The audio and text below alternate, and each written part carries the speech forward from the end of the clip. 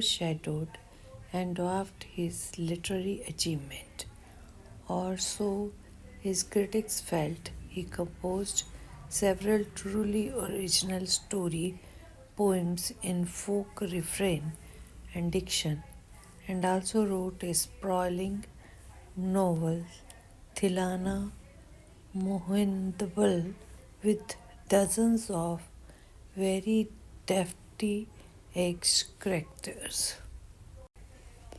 फिल्मों में उनकी सफलता ने उनकी साहित्यिक उपलब्धियों को फीका कर दिया और बौना कर दिया, या ऐसा उनके आलोचकों को लगा।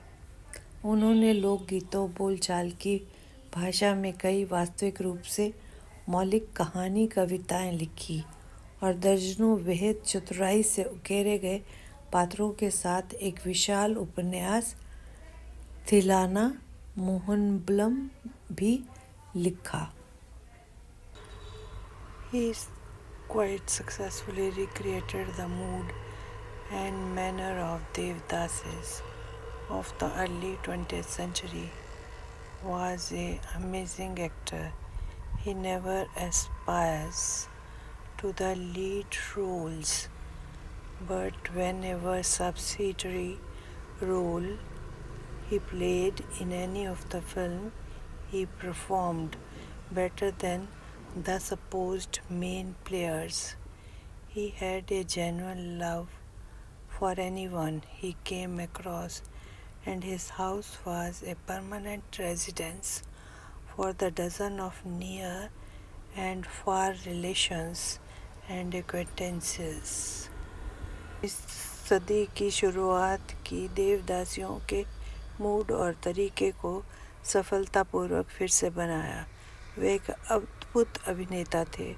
उन्होंने कभी मुख्य भूमिकाओं की आकांक्षा नहीं की, लेकिन उन्होंने किसी भी फिल्म में जो भी सहायक भूमिका निभाई, उसने कथित रूप मुख्य अभिनेताओं से बेहतर प्रदर्शन किया। वे जिस किसी से मिलते थे उसके लिए उनके मन में सच्चा प्यार था, और उनका घर दर्जनों निकट और दूर के रिश्तेदारों और परिचित का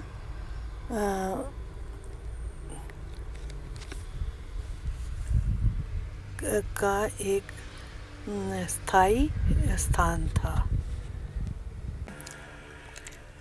It seemed against Subbu nature to be very even conscious that he was feeding and supporting so many of them, such a charitable and improvident man, and yet he had enemies. Was it because he seemed too close and intimate with bosses?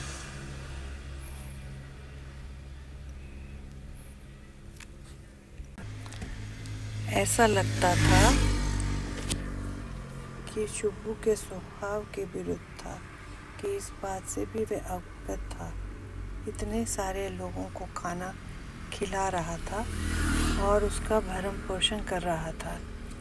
इतना दानशील और लापरवाह आदमी, और फिर भी उसके दुश्मन थे। क्यों? ऐसा इसलिए था क्योंकि वह बॉस के बहुत करीब और अंतरंग था।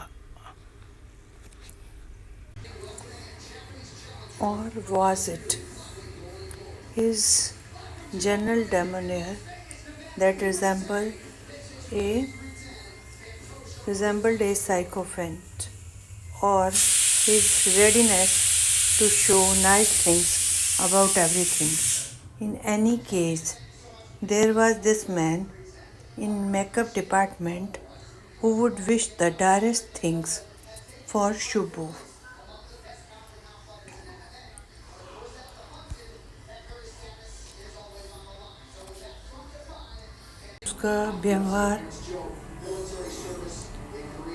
उसका व्यवहार था जो चापलूस जैसा था, या फिर हर चीज़ के बारे में अच्छी बातें कहने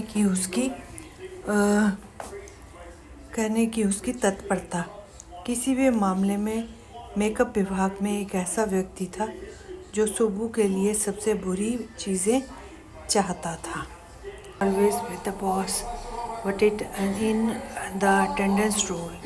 He was grouped under a department called the story department, comprising a lawyer and an assembly of writers and poets. The lawyer was also officially known as legal advisor, but everybody referred to him as opposite. उसके साथ देखा होगा, लेकिन उपस्थिति सूची में जिसमें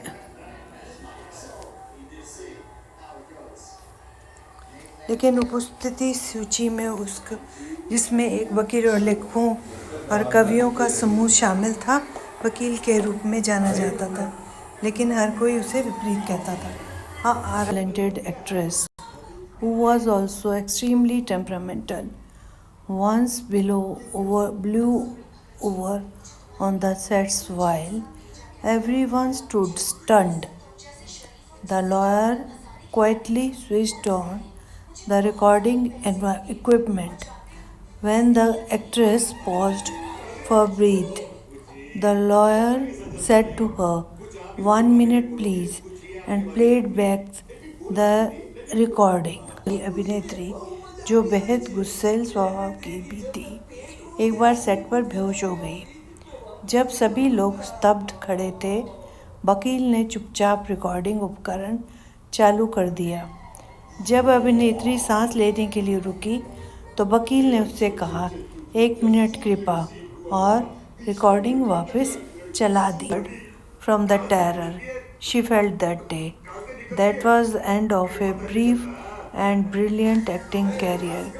The legal advisor, who was also member of story department and had unwittingly brought about the sad end.